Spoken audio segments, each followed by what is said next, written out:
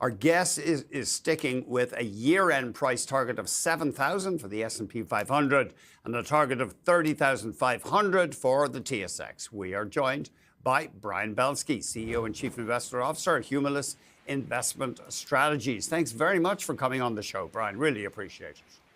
Thank you so much, Andrew. Good afternoon, Canada. You should have had me on yesterday when everything was like falling apart. It's all negative. Now the stocks are up, and that's all Belski's on, so things must be good. You're here, you're here to bring us a ray of sunshine as ever, Brian. I'm looking at the week, though. The S&P still down almost 2% this week, and the TSX down about 0.5%. So it was a choppy 5 days. It was, and stocks are rarely linear for long. We've been saying now since we revised our targets to 7,000 and 30,500, which, oh, by the way, were the bull cases that we put forward for the U.S. and Canadian stock markets, respectively, back in November of last year, so about a year ago. And think about this, Andrew, you've been doing this for a long time, and you're talking about 50 basis points down for the TSX and 200 basis points down for the U.S. market. Oh my gosh, that's, considering the type of violent pullbacks that stock markets traditionally see, and assets for that matter, I think we tend to blow everything out of proportion now with so much news and so much information out there that, at the end of the day, stocks needed to take a little bit of a respite. We said in our report that, stocks are rarely linear for long, which we said that. It's healthy and normal to kind of slow down here a little bit. And I'm actually, from a contrarian point of view, Andrew, I actually like that we've had increased bearishness in the market, because that tells you that everybody's not bullish and chasing things. So that actually makes me feel better with respect to the health of the market from a sentiment perspective, that there's a long ways to go in this big, giant, beautiful bull market.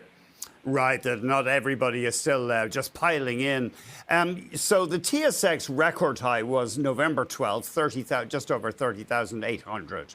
Your year-end target for our composite is 30,500. So you think our market will have a bit of trouble getting back to record highs in the balance of 2025?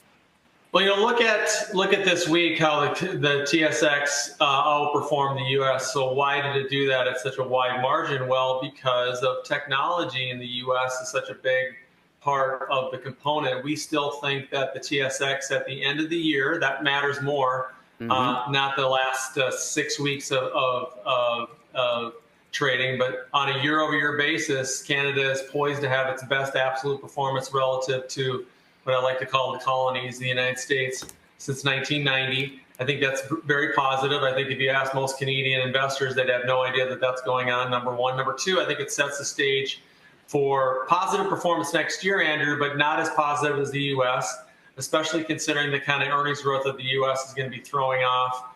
And two, the non-diversified nature of the Canadian market, it's actually now going to hurt it next year. This year it helped it, because the three big sectors, financials, materials, and energy, all did very well. Typically and historically, when all three of those sectors outperform on an absolute basis, the TSX, and they outperform the S&P 500 in local currency, the TSX outperforms 100% of the time. So that's exactly what's happened this year. Next year is going to be tougher, I think, again, because of the non-diversified nature of the Canadian market. But that doesn't mean you can't own Canadian stocks. I think there's an amazing stock picking environment in Canada that continues, especially within select financials, consumer stocks, and some tech stocks. And we think utilities also could do very well next year in Canada. Yes, we're just looking at a 1 year there, the TSX beating the S&P, and also even by a wider margin if you include dividends, because we tend to have a higher yielding market.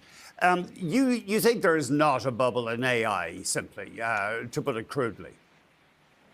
We don't. A bubble, as we've said before, we believe is the most overused term in finance, just because stocks or assets or bonds or art or real estate go up. It doesn't mean it's a bubble. I think it's a bubble when everyone's making money. And what I mean by that is we need to see a massive amount of investment banking activity before it's a bubble. When financial institutions are all on board and we see a lot of goofy IPOs and secondary offerings or M&A activity that's done with stock, not cash, all reminiscent of what we saw in 2000, 99, 2000. And oh, by the way, in 2008, you had a lot of very funky, frothy type of acquisitions that were made for stock financials.